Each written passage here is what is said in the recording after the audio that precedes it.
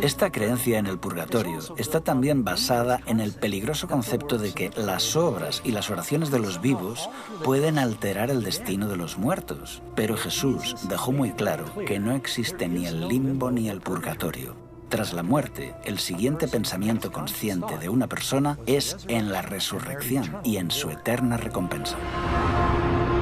No os maravilléis de esto, porque vendrá la hora cuando todos los que están en los sepulcros oirán su voz. Y los que hicieron lo bueno saldrán a resurrección de vida, mas los que hicieron lo malo a resurrección de condenación. El centro del mensaje del Evangelio es el cómo obtenemos el perdón. Esta fue la gran verdad bíblica que fue adulterada. Se enseñó que si una persona deseaba ser perdonado, primero debía confesar sus pecados a un sacerdote. A esto se le llama el sacramento de la penitencia, más conocido como confesión. Así que para compensar nuestra falta de bondad y nuestras acciones equivocadas, tanto el pueblo como el clero, todos debemos confesar nuestros pecados a un sacerdote. Se debe hacer al menos una vez al año, aunque preferiblemente con mayor frecuencia. Esta práctica tiene varios puntos conflictivos. En primer lugar, esto no se enseña en ninguna parte de la Biblia.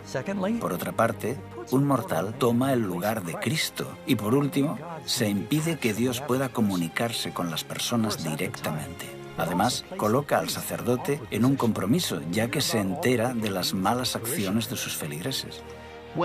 Cuando en la Edad Media una persona iba a un sacerdote a confesar un pecado, había tres fases. En primer lugar, la persona se confiesa.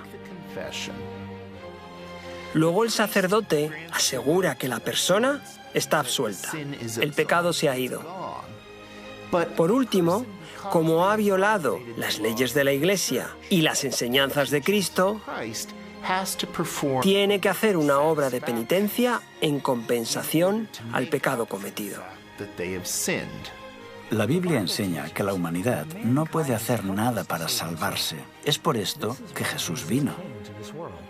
Las Escrituras enseñan que la salvación depende enteramente de nuestra confianza en la gracia y en la misericordia de Dios, que no merecemos. Es un gran regalo que no puede ser obtenido por nuestros esfuerzos ni buenas obras.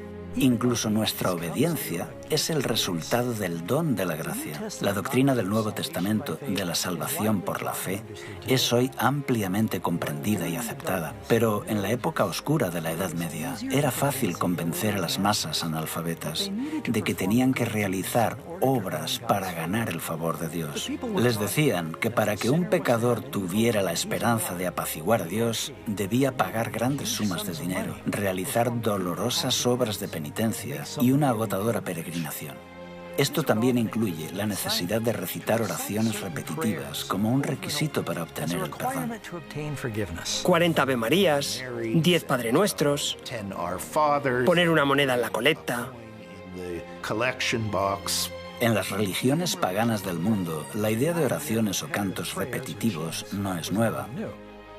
Se creía que se podía apaciguar a los dioses con el constante eco de las oraciones o usando palabras mágicas especiales. Jesús claramente nos previno en contra de esa forma de oración. Y orando, no uséis vanas repeticiones como los gentiles, que piensan que por su palabrería serán oídos. Los líderes corruptos de la Iglesia sabían que para mantener su poder sobre el pueblo, necesitaban separarlos de la Biblia, que era lo único que pondría en evidencia sus engaños.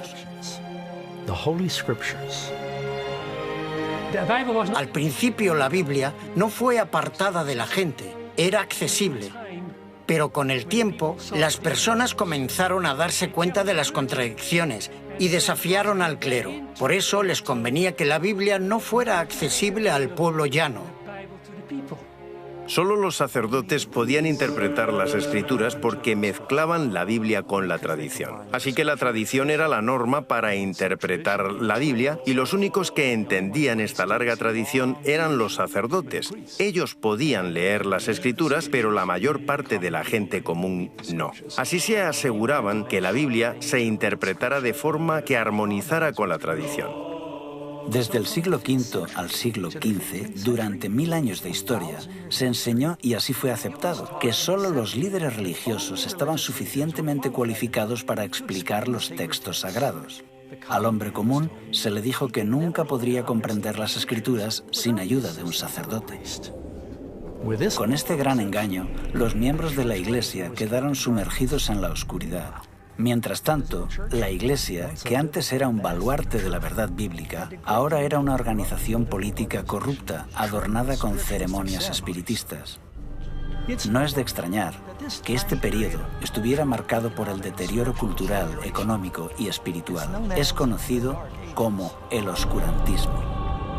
Es trágico ver cómo en tan solo unos siglos la maravillosa luz que había estado brillando por la resplandeciente Iglesia de Cristo se había disipado por tradiciones paganas. Ahora surge una mujer muy diferente para ocupar su lugar. Y vi a una mujer sentada sobre una bestia escarlata llena de nombres de blasfemia, que tenía 7 cabezas y 10 cuernos. Y la mujer estaba vestida de púrpura y escarlata y adornada de oro, de piedras preciosas y de perlas, y tenía en la mano un cáliz de oro, lleno de abominaciones y de la inmundicia de su fornicación, y en su frente un nombre escrito, un misterio: Babilonia la Grande, la madre de las rameras y de las abominaciones de la tierra. Vi a la mujer ebria de la sangre de los santos y de la sangre de los mártires de Jesús. Y cuando la vi, quedé asombrado con gran asombro. En Apocalipsis 17, Juan ve a una mujer y la describe muy diferente a la mujer pura de Apocalipsis 12. ¿Quién es esta ramera sanguinaria? ¿Y qué es la extraña bestia sobre la que está sentada? Si aún no estás sentado, ahora es el momento de que te sientes. Lo que estás a punto de escuchar puede que te resulte impactante.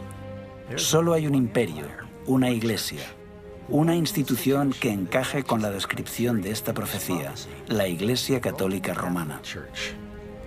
Esto no significa que todas las personas que profesan esta fe sean malas, o que estén perdidos, o que no sean sinceras. Los creyentes católicos son de los más nobles y han hecho muchas cosas buenas a lo largo de la historia. Aquí se trata de una lucha a otros niveles, entre poderes espirituales e instituciones, que combaten contra la verdad de la Biblia. Pero ahora debemos descorrer el velo y ver las evidencias de forma objetiva. En Apocalipsis 17:1 observamos que esta mujer ramera se sienta sobre muchas aguas. Por suerte para nosotros, el ángel nos explica el significado de este símbolo en el versículo 15. También me dijo: las aguas que has visto donde la ramera se sienta son pueblos, muchedumbres, naciones y lenguas. Así que la mujer reina sobre una civilización densamente poblada. Posiblemente has escuchado en alguna ocasión la frase: todos los caminos llevan a Roma. Durante el apogeo de su imperio, los romanos habían construido una red de carreteras de casi 100.000 kilómetros a lo largo y ancho de sus dominios. Mientras el imperio romano se desmoronaba, la Iglesia de Roma ganaba fuerza. La Iglesia Católica se da prisa por llenar el vacío de poder que quedó tras la caída del Imperio Romano.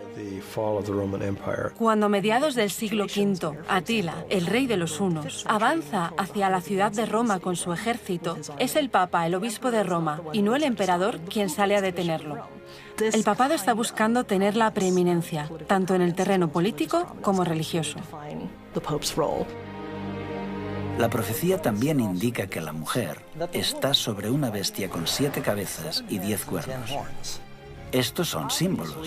Esta criatura representa claramente al monstruo con 7 cabezas y 10 cuernos que acabamos de ver atacando a la novia de Cristo en el capítulo 12.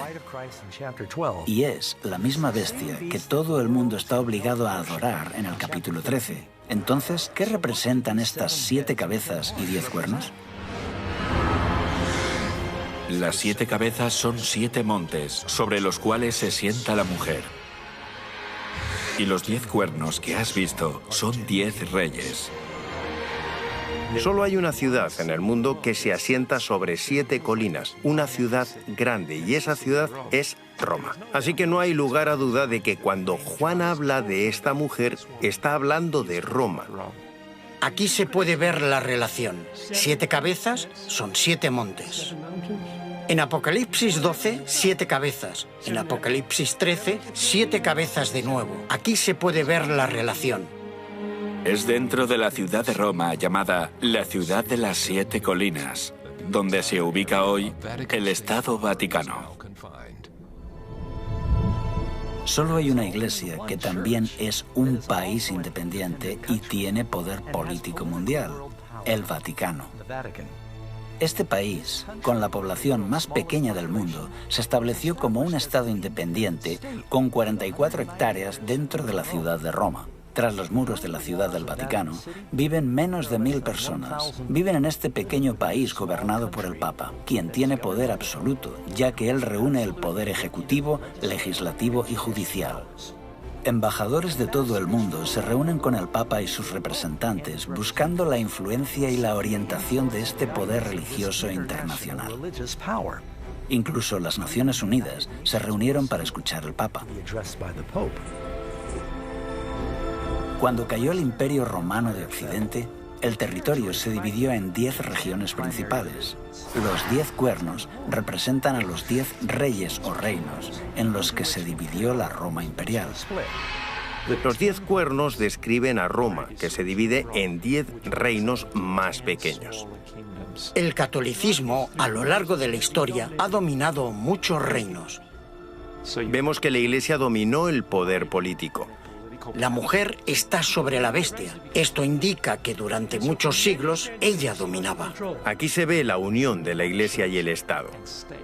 Los nombres de blasfemia son otro elemento clave de esta profecía, que apunta directamente a la Iglesia Católica Romana.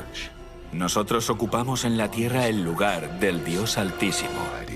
Esto pone a un hombre mortal en la posición de Dios. Esta es definitivamente la definición exacta de blasfemia. No pretendo con esto cuestionar la sinceridad de ningún papa en específico, pero la profecía está señalando a su posición, a la institución que representa. La mujer está vestida de colores singulares.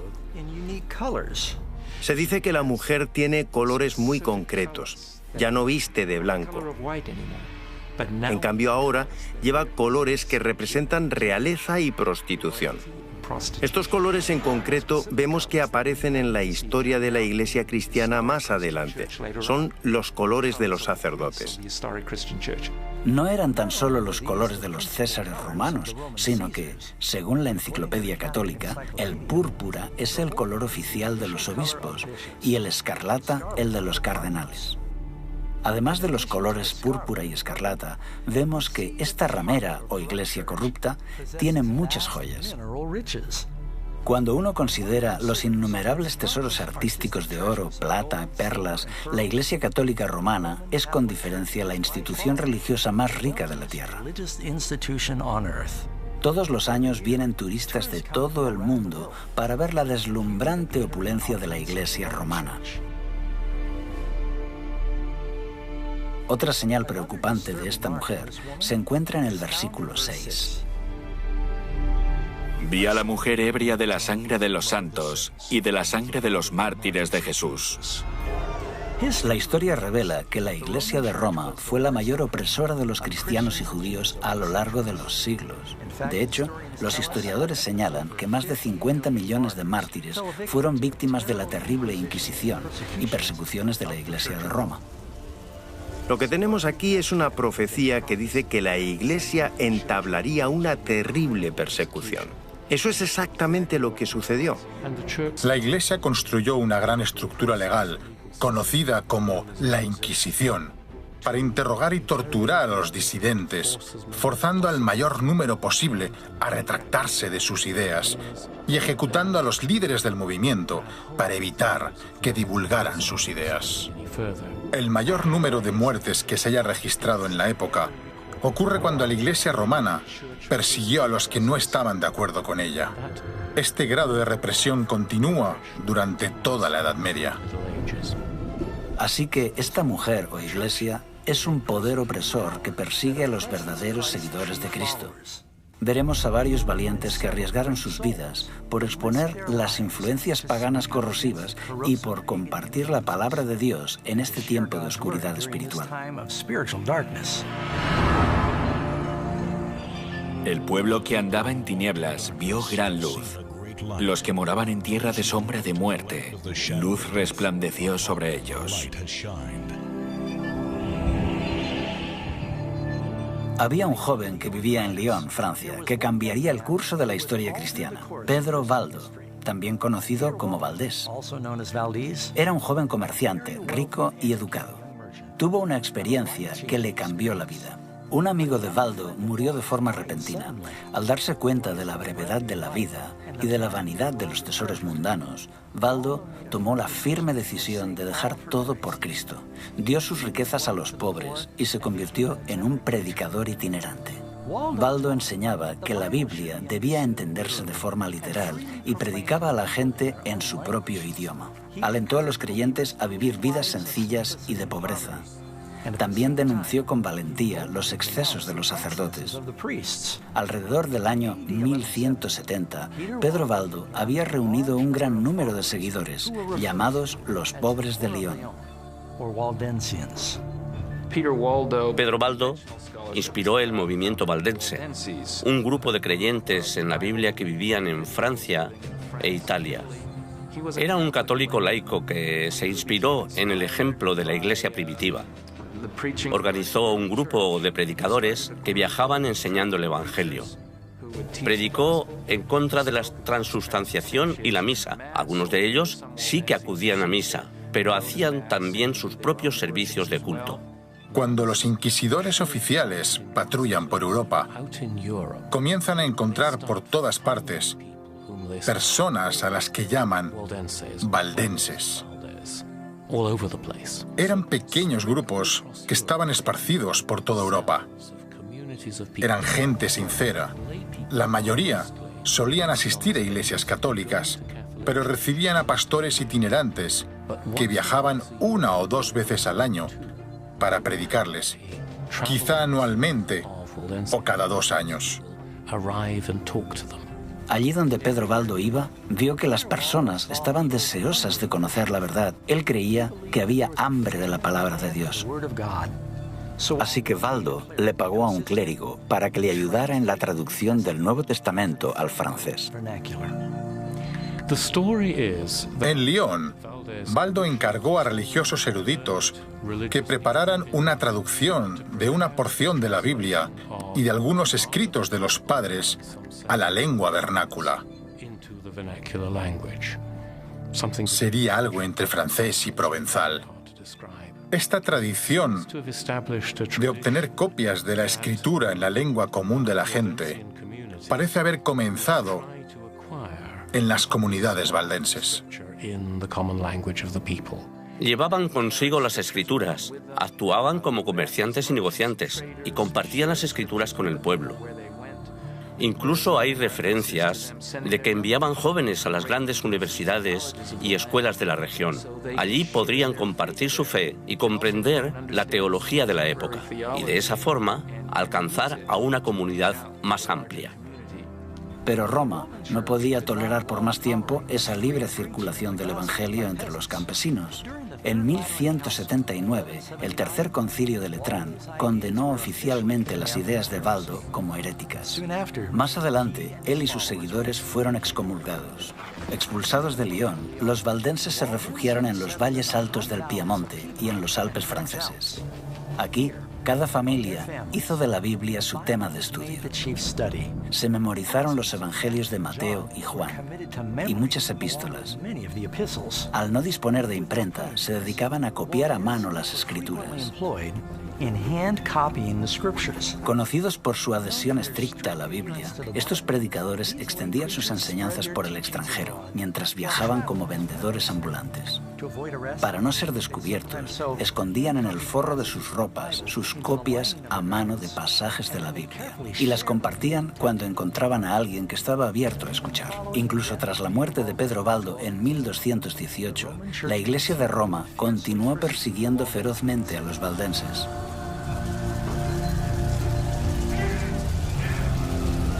Durante siglos fueron perseguidos y condenados a muerte en diferentes países europeos.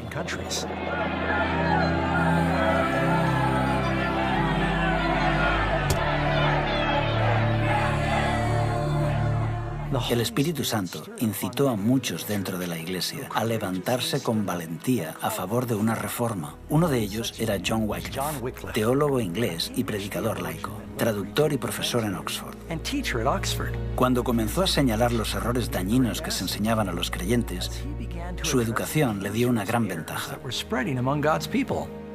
Wycliffe nunca quiso ponerse en contra de los líderes de la Iglesia, pero al ver las evidentes contradicciones entre lo que decía la Biblia y lo que hacía la Iglesia, no pudo guardar silencio.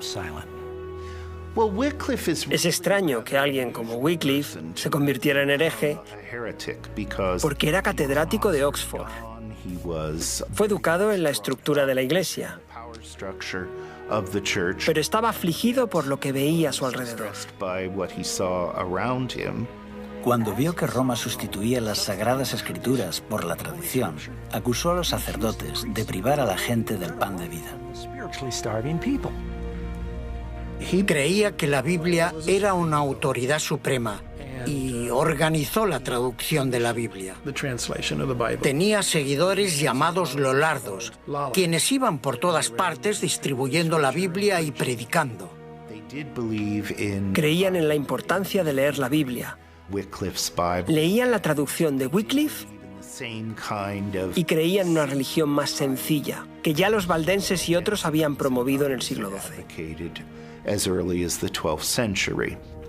Este era el mayor regalo que podía dar a la gente común. Ningún otro documento ha alterado tanto el curso de la historia como la traducción de la Biblia al inglés. Él presentó algunas de las verdades que después desarrollaría el protestantismo. Sus enseñanzas prepararon el camino para que, siglos más tarde, muchos en Inglaterra aceptaran la Reforma. Wycliffe tuvo la valentía de declarar que la autoridad universal del Papa no era bíblica. Por eso, el 22 de mayo de 1377, el Papa Gregorio condenó los escritos de John Wycliffe, indicando que sus enseñanzas eran peligrosas para la Iglesia y el Estado. Pero Wycliffe continuó enseñando que la salvación era únicamente mediante Cristo y que eran las Escrituras las que eran infalibles y no la Iglesia de Roma. Con el tiempo, sus escritos y su trabajo de reforma se extendió como una ola, influyendo a millones de creyentes. Se podía leer en cualquier lugar donde hubiera gente instruida y teólogos escolásticos. Viajan por Europa, a Bohemia, e inspiran también a Juan Hus.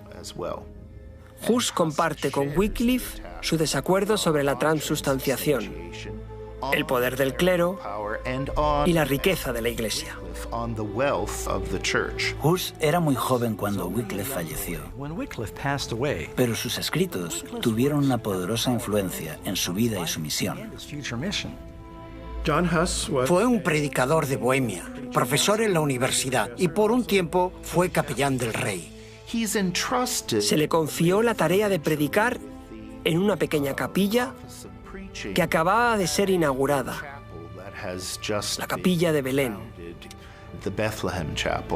Igual que Wycliffe, Juan Hus predicó las Escrituras en el idioma del pueblo, una práctica que ahora la Iglesia había prohibido, pues toda la misa se hacía en latín. Predicó en la lengua vernácula, Los bohemios tenían las escrituras en su propio idioma, a pesar de los concilios de la Iglesia. Es por esto que entra en contacto con las enseñanzas de Wycliffe. Especialmente ataca la transustanciación y la riqueza y el poder de la Iglesia. Caminando un día por la ciudad, Hus vio dos pinturas que dos hombres mostraban a modo de protesta silenciosa. Cada uno de los lienzos reflejaba una escena diferente. En uno de ellos estaba la imagen humilde de Jesús entrando en Jerusalén con sus discípulos. En el otro lienzo estaba la imagen del Papa vestido con ropas ricas y lujosas, transportándose en una litera y seguido por una majestuosa procesión. Las pinturas presentaban el contraste entre Jesús, quien dijo que las zorras no tienen guaridas y las aves de los cielos nidos, pero el Hijo del Hombre no tiene dónde reclinar su cabeza, con el esplendor y la magnificencia del palacio papal y su séquito.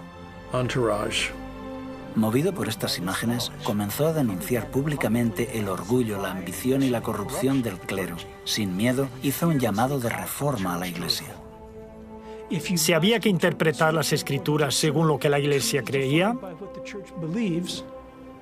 ¿cómo se podían corregir sus errores? No hay nadie que revise los errores. No se puede corregir a la Iglesia. Creo que este es el problema de base, el problema que hizo que la Iglesia comenzara a equivocarse y siguiera equivocándose. Juan Hus fue invitado a Constanza, Alemania, a defender sus críticas a la Iglesia de Roma. Segismundo, rey de Hungría y más tarde del Sacro Imperio Romano, le garantizó un salvoconducto, pero nada más llegar Hus a la ciudad, fue arrestado y puesto en el calabozo en el castillo de Gottlieben. El rey Segismundo estaba muy enfadado porque habían encarcelado a Hus y amenazó al concilio de la Iglesia, pero el concilio convenció a Segismundo de que las promesas hechas a un hereje no eran vinculantes. El 6 de julio de 1415, el concilio se reunió en la catedral después de la misa. Es entonces cuando Juan Hus es llevado a juicio. Se le pidió que defendiera su posición. Mientras lo hacía, afirmaron que había dicho una herejía. Así fue atrapado y condenado por herejía. Los guardias se lo llevaron para ser ejecutado. En el lugar de su ejecución, Hus se mantuvo firme. Mientras subían las llamas, pudo elevar su voz en canto.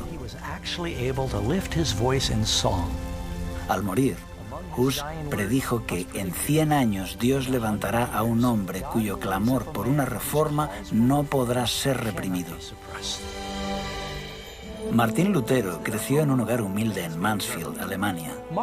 Teólogo, compositor y sacerdote, es posiblemente el reformador más conocido del siglo XVI. Nació el 10 de noviembre de 1483, casi 70 años después de que Juan Hus muriera en la hoguera. Nació en una familia trabajadora de clase media y tenía varios hermanos y hermanas. Lutero desarrolló un carácter firme. La familia de Lutero fue hasta cierto punto una familia de grandes triunfadores. Fueron muy estrictos con el joven Martín, según contó el propio Lutero. Querían que su hijo tuviera estudios universitarios. De joven se preparó para ser abogado. Tuvo una experiencia impactante que cambió el curso de su vida para siempre. Lutero estaba atrapado en una tormenta y teme por su vida. Está fuera y tiene miedo de que le alcance un rayo. Los relámpagos caen delante y detrás de él, a un lado y a otro. Lleno de terror, clama y promete que si un santo le salva, se hará monje. Clamó a Santa Ana, la santa de las causas perdidas. Santa Ana, líbrame y me haré monje. Y cumplió su palabra. A pesar de las furiosas protestas de su padre, Lutero dejó sus estudios de Derecho, vendió sus libros y entró en el monasterio agustino de Erfurt. para dedicarse por completo a la vida monástica. Con un anhelo desesperado por obtener la salvación, practicó ayunos frecuentes y largas horas de oración. Vivía de forma muy austera y sus confesiones no tenían fin. Si algunos consiguieran entrar en el cielo por su vida de monje, yo sería uno de ellos. Había un confesor que percibió en Lutero un alma especialmente sensible. Este confesor se dio cuenta de que Lutero necesitaba enseñar la Biblia. Así que Lutero se convierte en profesor de teología y predicador en la iglesia local, además de miembro de la comunidad religiosa de los monjes agustinos. Básicamente, desempeña 3 trabajos. En Wittenberg aprendió a estudiar la Biblia en las lenguas originales. Pronto comenzó a compartir en sus clases las verdades que estaba aprendiendo, y a sus estudiantes les encantaba. En 1510, Lutero hizo una peregrinación para visitar la sede de la Iglesia en la ciudad santa de Roma. Le repugnó presenciar la terrible avaricia y maldad que vio a todos los niveles del clero. Tenía grandes esperanzas puestas sobre la ciudad santa, pero se derrumbaron al contemplar el estilo de vida decadente de los monjes y sacerdotes. Esto estaba en fuerte contraste con la vida humilde en Alemania, pero su mayor descubrimiento estaba aún por llegar. Estaba en Roma subiendo por las escaleras de Pilato cuando escuchó una voz que decía: «El justo por la fe vivirá». Así que subía por la escalera de Pilato de rodillas, porque afirmaban que esto hacía que te quemaras menos tiempo en el purgatorio. Mientras miraba a su alrededor, de pronto pensó: ¿qué estamos haciendo? La Biblia dice que uno se salva por la fe, así que se levantó y se fue. Esto marcó un antes y un después. Lutero llegó a comprender la importancia de confiar en los méritos de Cristo para obtener el perdón. Tras regresar de Roma en 1512, Lutero fue galardonado con un doctorado en divinidades por la Universidad de Wittenberg. Comenzó a predicar valientemente que los cristianos no deben aceptar ninguna doctrina ajena a la Biblia. Este principio de sola escritura será el lema de la lucha de la Reforma.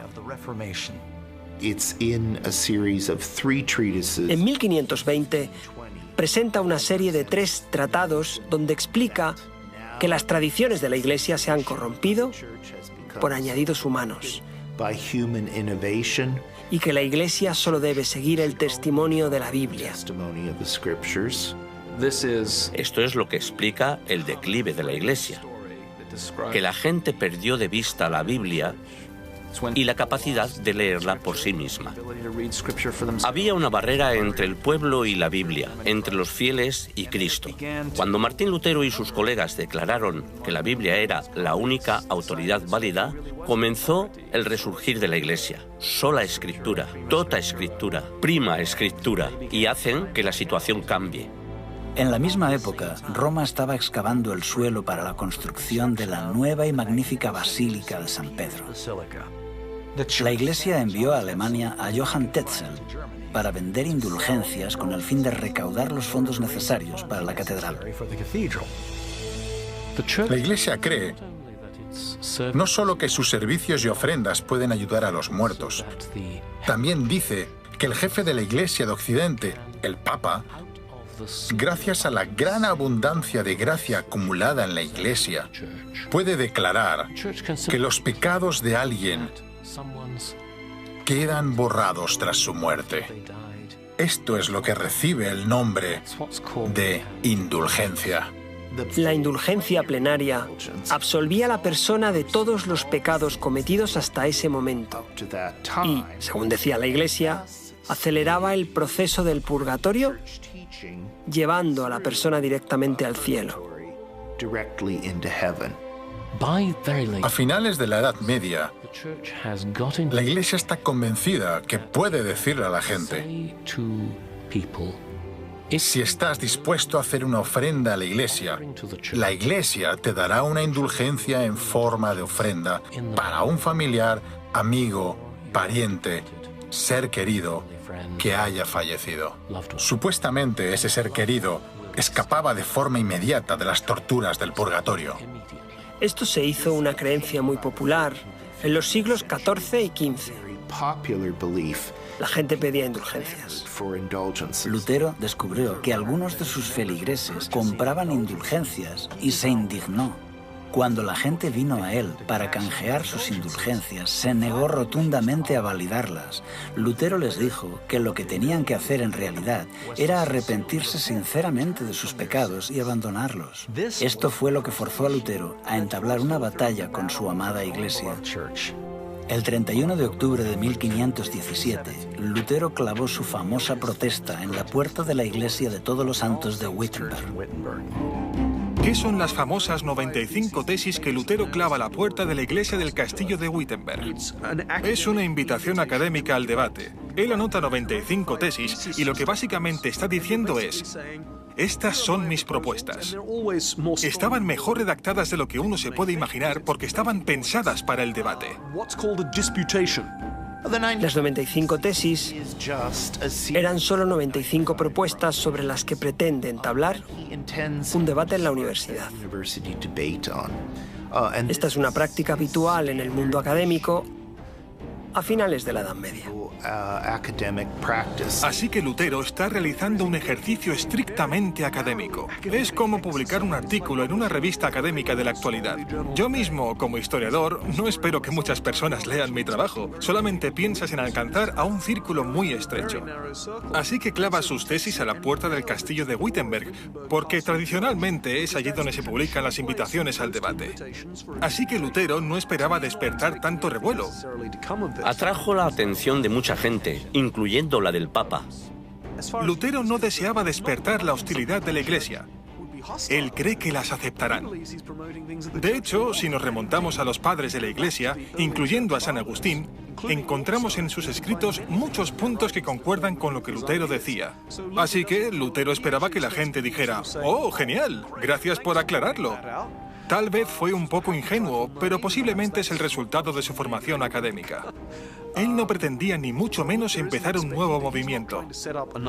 Pero lo que en realidad sucedió es que la Iglesia no aceptó lo que Lutero tenía que decir. Se emitió una bula papal. La bula es un decreto de la Iglesia. En ella se condenaba a Lutero y sus escritos y declaraba que debían ser quemados. La bula fue enviada a Wittenberg, donde, en lugar de quemar los escritos de Lutero, Lutero reunió a un gran número de personas y quemó la bula papal. La quema de la bula papal fue un duro golpe. Se había desafiado a Lutero y él había respondido. Lutero dice: «Vale, tú me condenas a mí, pero yo te condeno a ti, porque lo que aquí está en juego es la verdad. Así que, si la Iglesia condena la verdad bíblica, entonces la Iglesia debe ser el anticristo. Es así como él la llama». Claro, cuando llamas a alguien el anticristo, es bastante difícil llegar a un acuerdo. Así que el emperador alemán organizó una audiencia donde acudieron todos los príncipes y sacerdotes importantes. Es la Dieta de Worms. Aquí acudieron representantes de todos los príncipes, nobles y ciudades libres del imperio. Lutero tiene la esperanza de poder debatir.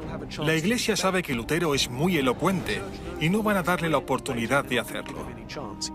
Le colocaron en medio de la sala, le mostraron sus libros y le preguntaron dos cosas. ¿Estos libros son tuyos? ¿Y vas a retractarte?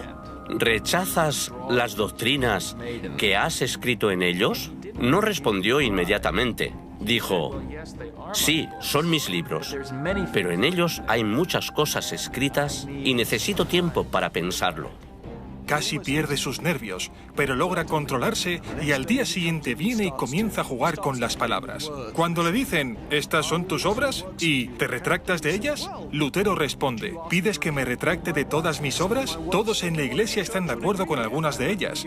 He escrito sobre ciertos males en la Iglesia y muchos en la Iglesia están de acuerdo con esto». Intentan debatirlo, pero las autoridades no van a permitir esto. Dicen: «No, solo responde, ¿te vas a retractar?». Este es un momento heroico, especialmente porque Lutero cree que esto le va a conducir a la muerte.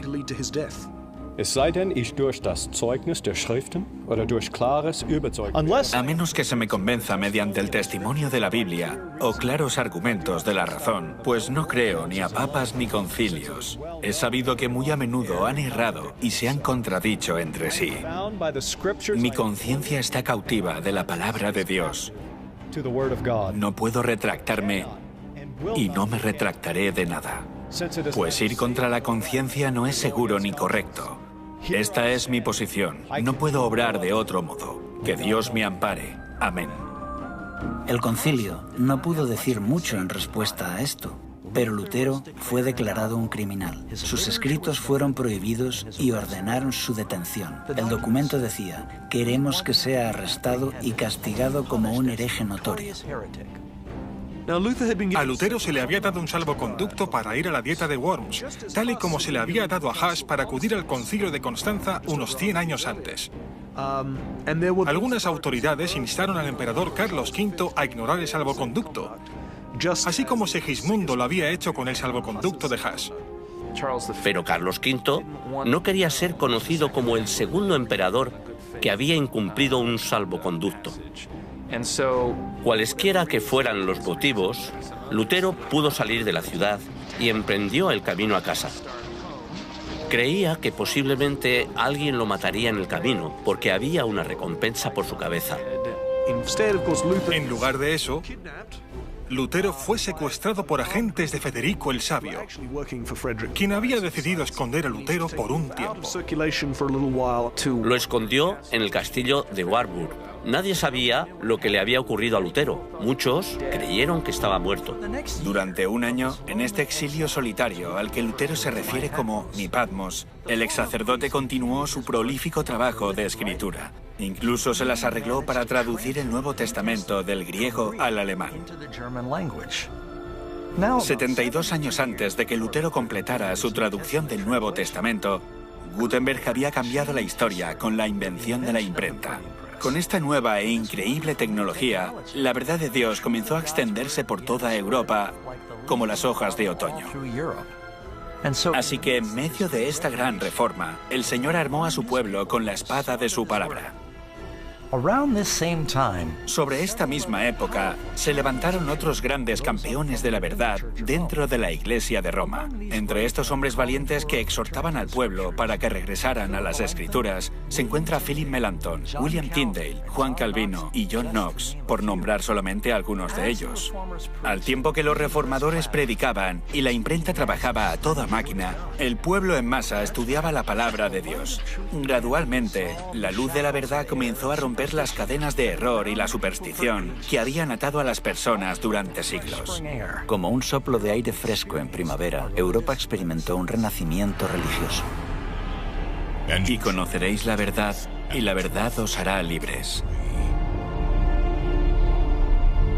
El libro de Apocalipsis también predice que en el tiempo del fin, el dragón, Satanás, intensificará una vez más sus esfuerzos para perseguir a la Iglesia de Dios. Esta Iglesia está compuesta por todos los que guardan los mandamientos de Dios y tienen el testimonio de Jesús. Apocalipsis nos advierte que en los últimos días se creará una falsificación de la Iglesia muy convincente que adulterará la verdad de las Escrituras. Jesús advierte que el dragón engañará al mundo entero. Porque se levantarán falsos cristos y falsos profetas, y harán señales y prodigios para engañar, si fuese posible, aún a los escogidos. Poco tiempo después de este engaño final, Cristo volverá.